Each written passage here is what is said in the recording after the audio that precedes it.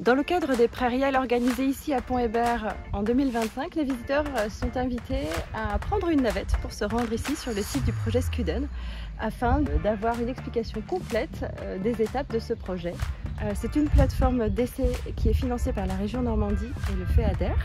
Il est porté par la ferme expérimentale de la Blanche Maison en partenariat avec les chambres d'agriculture de Normandie, en partenariat également avec les CUMA, avec l'IDEL, avec la COP de Creully et avec le CER France. Il y a 4 essais de culture qui ont été mis en place cette année dans un contexte d'élevage laitier et l'idée c'est de mieux préserver la ressource en eau, la qualité de l'eau. Ces différents systèmes mis en place sur la plateforme Scuden ont été mis en place cette année et en co-construction avec des éleveurs issus des groupes tels que le GI2E ou les groupes Défi en Normandie. Donc on est sur une rotation, voilà, je l'ai dit, maïs-blé.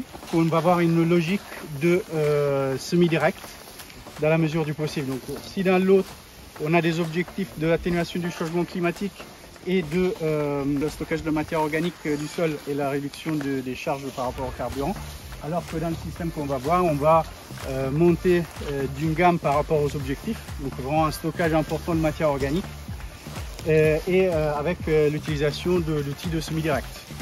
Là, la logique, ça va être que tous les couverts, ou presque, vont être restitués au sol, dans cette logique de stockage de matière organique. Là, on est parti sur un C du 7 octobre, donc avec un passage de canadien à 15 cm et puis le combiné. Pourquoi le choix d'une date aussi précoce? On sait que retarder la date de semis nous permet de limiter la pression par rapport aux adventices, maladies, ravageurs. Mais là, le choix a été fait en lien avec les agriculteurs pour limiter le risque. Donc, on n'a pas de labour.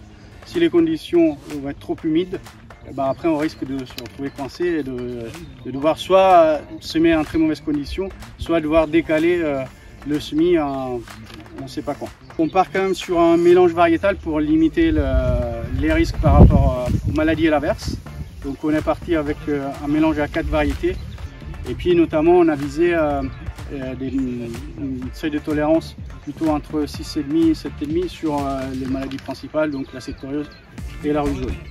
En fait, le maïs, il y a eu quand même une assez bonne homogénéité. Ce qui a pêché, c'était vraiment les limaces qui nous ont quand même bien embêtés avec un couvert qui est effectivement basé avec des crucifères et du seigle.